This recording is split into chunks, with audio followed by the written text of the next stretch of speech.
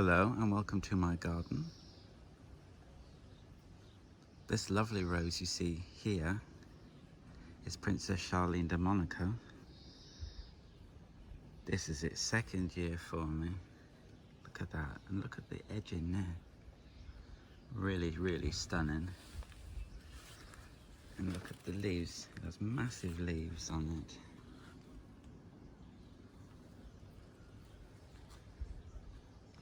This is Princess Charlene. Really lovely.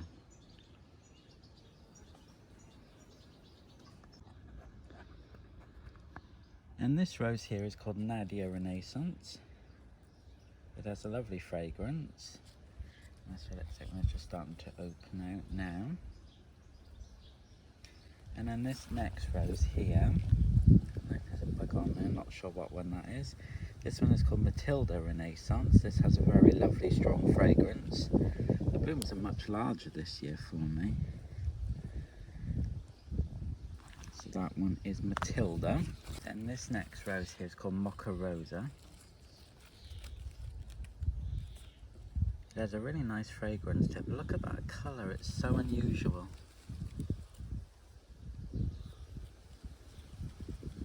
It has a nice fragrance,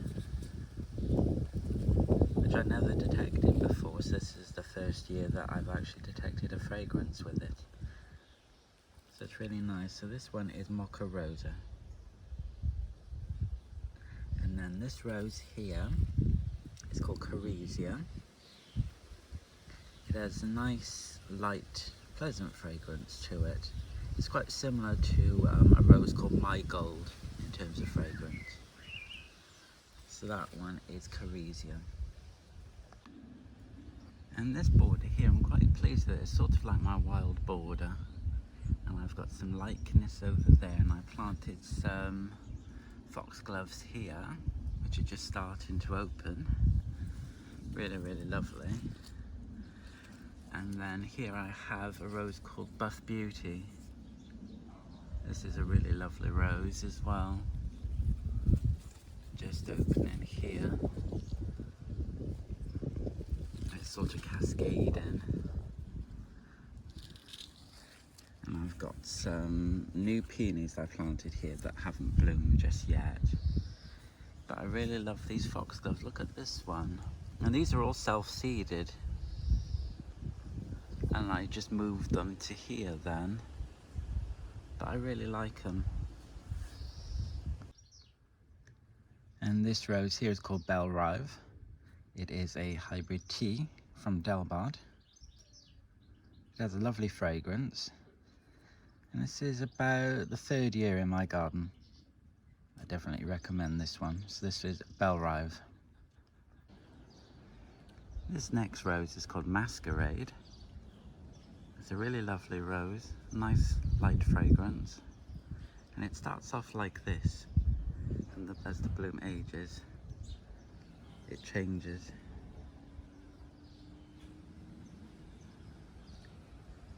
So it's a Masquerade. This wonderful variety here is called Cinderella Fairy Tale. Look at that, isn't that beautiful? And it's just starting to open out now, and that's what the buds look like. It's very healthy. And they tend to bloom in clusters, although some are single, as you can see. A really lovely variety. I recommend anyone to get this. So this is Cinderella Fairy Tale. And this lovely rose here is called Barbara Austin. It has a really strong myrrh fragrance and is one of my favourites. And then this rose next to it here, which is quite similar to it but slightly darker. This one is called The Countryman, and this was David Austin's one of his favourite roses, and it has a lovely fragrance. It's actually related to Comte de Chambord and Gertrude Jekyll. Now I have Gertrude Jekyll next to it, so you can probably see how similar they are. Let's see there in terms of flowers. So this one's obviously Gertrude Jekyll.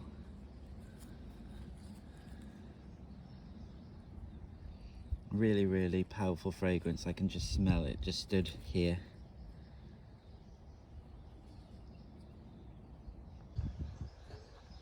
And this rose here is called A Fond Farewell. It is the last rose to be released by Dixon's Roses. It has a lovely tea fragrance and this most unusual tan colour. Can you see the edges of the petals are slightly tipped all the way along? And this is its second year for me and it's doing really well. So this one's called A Fond Farewell. And this rose here is called Olivera Fraila, also known as Scented Sunshine. It's a Phenogena rose. It's very pretty. It does have a little bit of black spot, unfortunately, but this year has been pretty bad so far with black spot.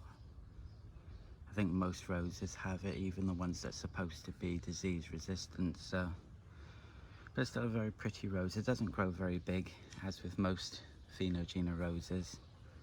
Probably about 2 foot, 60 centimeters at the most. And it has a nice sweet fragrance. So this one is Olivera Fraila. And one of my favourite roses, this is Souvenir de Dr. Germain, which is an old French hybrid perpetual, and I've got it around a post. So it has this wonderful cascade effect. It does get a bit of black spot, unfortunately, but it's still one of my favourites. You could just follow it around. As you can see, it really, really is lovely. And it has a lovely fragrance as well. So this one is Souvenir de Dr. Germain. And this rose here is called Madrigal. It is an old Harkness rose. It has a very strong fruity fragrance. And that's what it looks like as the buds just start to open, and that's what it looks like when it completely opens. This is one of my favourites. So this one's Madrigal. And then this rose here is called Chinatown. This is also one of my favourites. It has lovely fragrance. It never grows very tall for me, but it's always quite healthy. There's a bee. Come to say hello. So that one's Chinatown. And then this one is called Loads of Pink, which is a sport of Fred Loads. Come out again this year. Has nice foliage.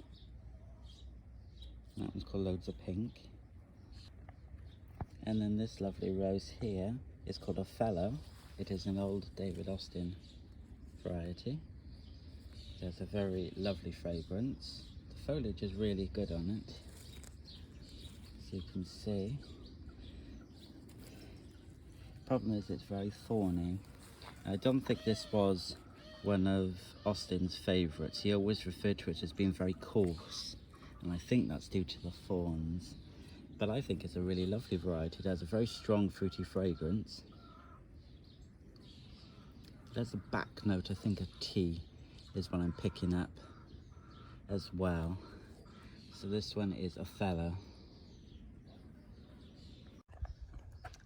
And here we have an old discontinued David Austin rose. This is called Graham Thomas. It's a really lovely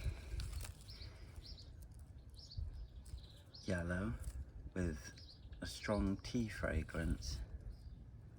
It's one of my favourites. It's starting to open there. Mine has stayed as very low growing. Mine doesn't grow very tall at all. So I suppose that's a good thing, because I don't want it towering over the place. I quite like it when they stay on the small side. So that's Graham Thomas. And then this lovely rose here is called Marie Curie. This also stays quite low, and it has a nice fragrance, and it's quite healthy. I've also used this a lot in my breeding, and I have some really lovely hybrids from it. This one's Marie Curie. And this lovely rose here is called Tropical Select. It has a very strong fragrance with much larger flowers this year. This is its second year, and this is what they start off like. And it's generally quite a very healthy bush, as you can see. The fragrance is a bit unusual to describe. It's very strong, kind of like tropical fruits, but it's also very sweet at the same time. So this one is Tropical Select, and I got this one from Dobby's Garden Centre, and I think it's by NRIP. So if you can find it, I would definitely recommend to get it. And now we're going to look at some Vinogina roses. This is René van Vegberg. In the UK it's sold as Fleur Royale. It has a really nice fragrance to this one. Quite sweet, with notes of damask. It's a really lovely one. So this is René van Vegberg. And then this lovely rose here is sold as Mia Bella in the UK, but is actually known as Evelyn Wild, and it has a very strong sweet with, I would say, grapefruit fragrance. It's one of my favourites, this one is. And all these roses don't grow very tall, by the way. These are planted at the front, and then I have some older Noisette roses. So I have one here. This one is called Celine Fosteria, and this is a old Noisette rose. And then if we come down here, this rose here is another Vinogina. This one is called Lemon Vaza. And this is a nice fragrance. It has a sort of medium tea fragrance to it. But this year it seems to have taken on these, if you can look here, these sort of red tinges. I don't know why, it's never done that before. It didn't do it last year. And that one's Lemon Vaza. The next rose is yet to open, but this one is Draga Frela, also known as Perfumed Passion here. And this is one of my favourites. This is a really nice ruffled deep burgundy rose, and it has a really good fragrance as well, so I'm looking forward to that opening. And in this border I have opening Charles Darwin, and then Olivia Rose Austin, and then Leander, and I'll show you once they open properly. This next rose here is called Polka. It is an old Milan rose.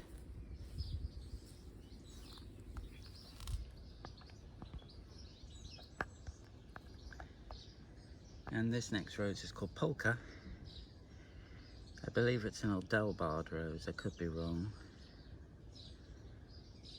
It's supposed to be a climber, but only ever stays as a small shrub for me. It has a light fragrance, but it normally blooms in a brighter shade compared to this, and this year it's like a deep orange. Still really lovely though. So this one's Polka. And this next rose is sold in the UK as Liliana, but this one is Clear Renaissance, and this is one of my favourites. Has a lovely fragrance as well. So that one is Clear Renaissance. And this rose here is called Hermosa. It's an old China rose.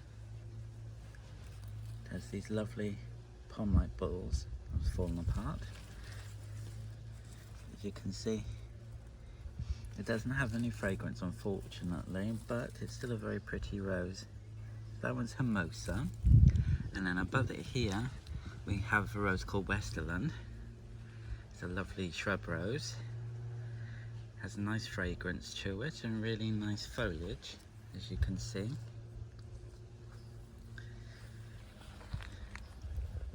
And then this rose here is called gold bush.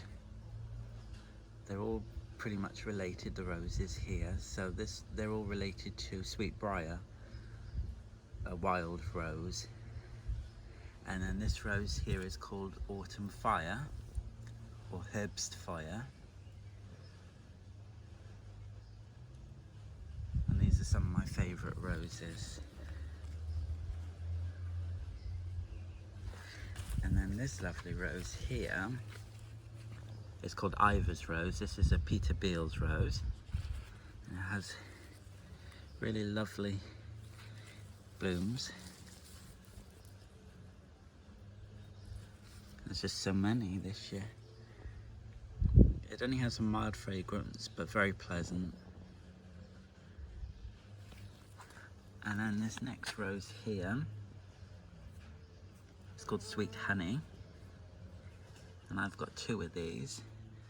It can be quite thorny. And I've got quite a few there coming as well. Come around to this side, and here's another gold bush.